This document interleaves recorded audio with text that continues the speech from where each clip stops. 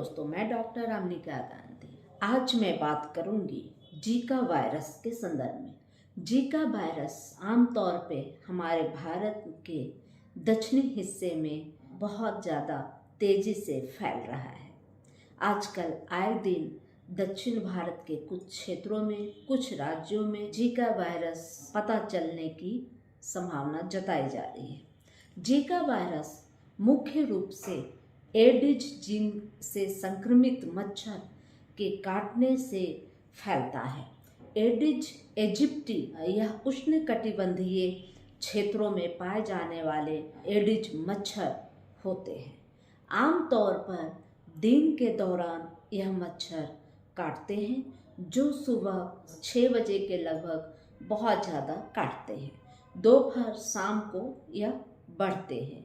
यह वही मच्छर है जो डेंगू, चिकनगुनिया व पीले बुखार को लेकर आती है, डेंगू फैलाने में सहयोग करती है। यह वही मच्छर है जो डेंगू फैलाती है और वही मच्छर आपका जीका वायरस भी फैलाती है। जीका वायरस के लक्षणों में आमतौर पर शरीर पर लाल लाल धब्बे पड़ते हैं, तेज बुखार होता है, मांसपेशियों व जोड़ों में बहुत ज़्यादा दर्द महसूस होता है और सबसे ज़्यादा सिर दर्द होता है। सिर दर्द, भयानक सिर दर्द से लोग पीड़ित रहते हैं। इस समस्या में उल्टी, उबकाई, मितली, जिसे मितली कहते हैं, बहुत होता है। बहुत से लोगों में जीका वायरस है या डेंगू या चिकनगुनिया है, यह पता भी नहीं चल पाता।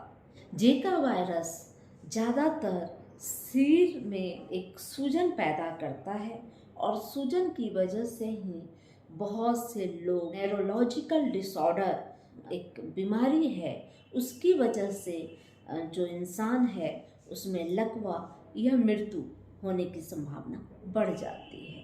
न्यूरोलॉजिकल डिसऑर्डर इसलिए होता है क्योंकि यह जीका वायरस सबसे ज़्यादा मस्तिष्क पर आघात पहुंचाती है। इसलिए यह न्यूरोलॉजिकल डिसऑर्डर के रूप में व्यक्ति को लकवा देती है, लकवाग्रस्त कर देती है, या बहुत ज़्यादा अगर मस्तिष्क में सूजन हो तो इसकी वजह से व्यक्ति मर भी सकता है, मृत्यु दर भी इसकी बढ़ जाती है।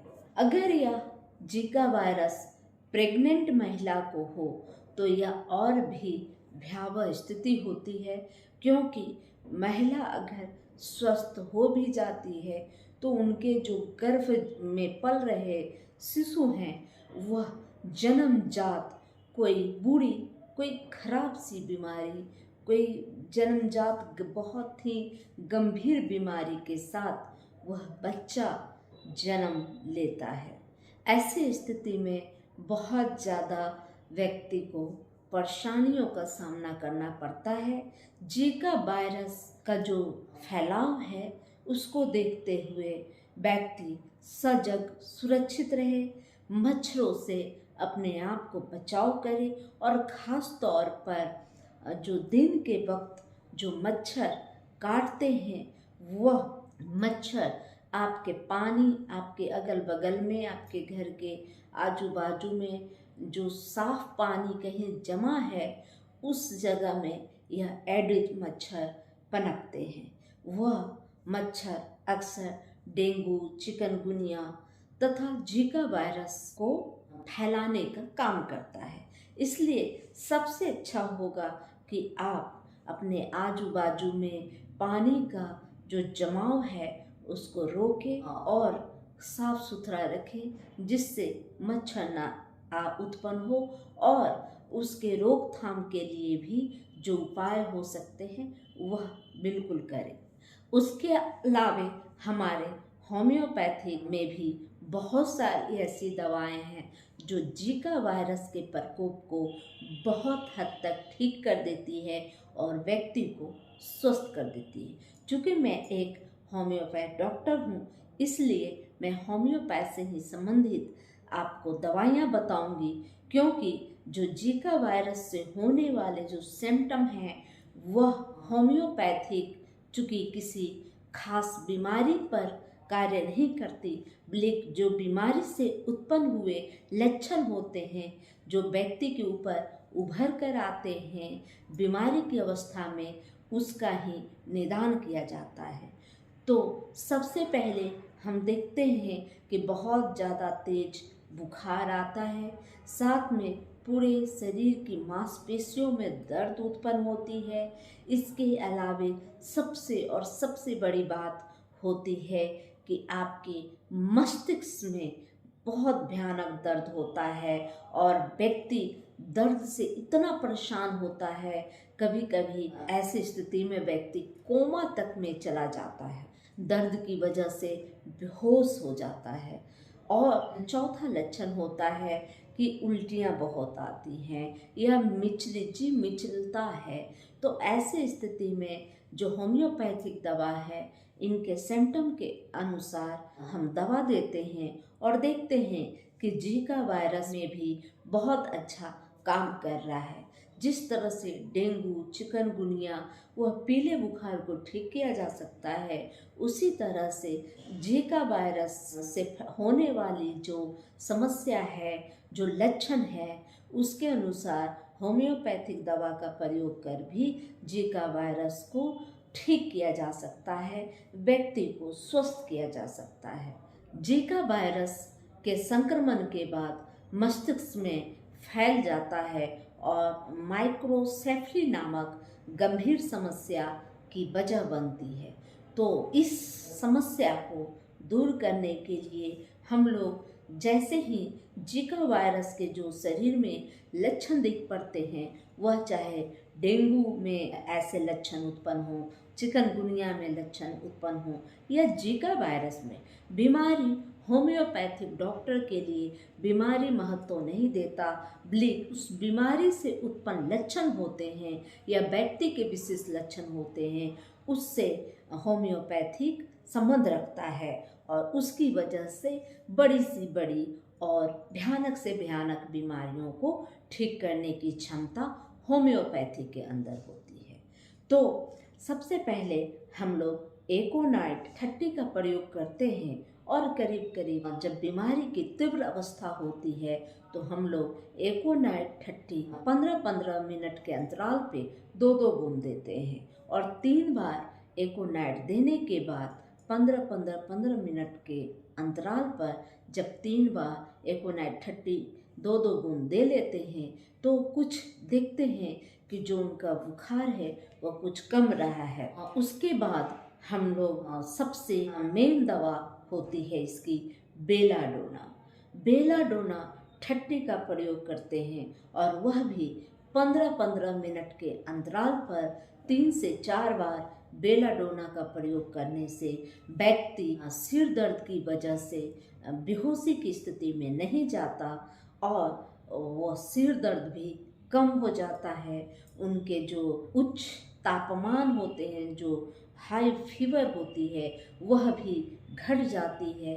साथ में उन्हें इपोटोरियम पर्फ 30 का प्रयोग 15-15 मिनट के अंतराल पर करते हैं, जिससे देखते हैं कि बुखार व्यक्ति का बिल्कुल गिर चुका है, सिर दर्द भी बहुत ज़्यादा कम हो चुका है और जो थोड़ी बहुत कमजोरी बची है और थोड़ा बुखार अगर रहता भी है तो यह दवा बेलाडोना 30 व इपोटोरियम 30 साथ में ईपी का 200 का प्रयोग करते हैं। 200 सुबह सुबह 2 बूंद देते हैं दूसरे दिन और बेलाडोना 30 की 2 मात्रा, एक सुबह 2 बूंद देते हैं, एक शाम को 2 बूंद देते हैं। साथ में इपोटोरियम 30 की मात्रा सुबह 2 बूंद, दोपहर 2 बूंद, शाम 2 बूंद व रात को 2 बूंद, यानी दिन में 4 बार इपोटोरियम पर देते हैं, 2 बार बेलाडोना 30 देते हैं और 1 बार ईपीकॉक 200 2-2 बूंद देते हैं। और इस तरह से जब बीमारी बिल्कुल शांत सी हो गई है तो जल्द ही इस दवा को बंद नहीं करते, करीब करीब 15 से 20 दिनों तक यह दवा का प्रयोग करते हैं। उसके बाद जब व्यक्ति पूर्णतः स्वस्थ महसूस करता है लेकिन थोड़ी कमजोरी बनी रहती है, तो ऐसी स्थिति में हम लोग एसिड फोस 30 सुबह व शाम को 2-2 बूंद देते हैं तथा चाइना मदर टीचर का प्रयोग करते हैं दिन में 2 बार, सुबह व शाम को 10-10 बूंद आधे कप गुनगुने पानी के साथ। तो इससे देखते हैं कि व्यक्ति बहुत ही स्वस्थ व तंदुरुस्त हो गया है। उनकी जो कमजोरी है जीका वायरस या डेंगू फीवर के वजह से, वह बिल्कुल समाप्त हो गया है और वह पूर्णतः स्वस्थ हो गया है। यह मैं आपको अपने अनुभव शेयर कर रही हूँ। अपने अध्ययन के अनुसार मैं आपको बता रही हूँ कि हमारे होम्योपैथिक दवा में इन लक्षणों को देखते हुए, वो बीमारी के नाम से हमारे यहाँ कोई इलाज नहीं होता। जो भी इलाज होता है बीमारी के लक्षणों के आधार पर होता है। इसलिए कौन सी बीमारी है यह न देखें, बल्कि उनसे जो उत्पन्न जो लक्षण है उसके अनुसार आप दवाइयों का चयन करें, उसका अध्ययन करें तथा अपने चिकित्सा के लिए आप अपने नज़दीकी किसी अच्छे होम्योपैथ चिकित्सक से मिले और उसके अनुसार आप दवा का प्रयोग करें, तो आप देखेंगे कि आप स्वस्थ हैं, सुरक्षित हैं। वीडियो अच्छा लगे तो लाइक करें, सब्सक्राइब करें, बेल आइकन आपसे दबाएं। जय हिंद, जय भारत, धन्यवाद।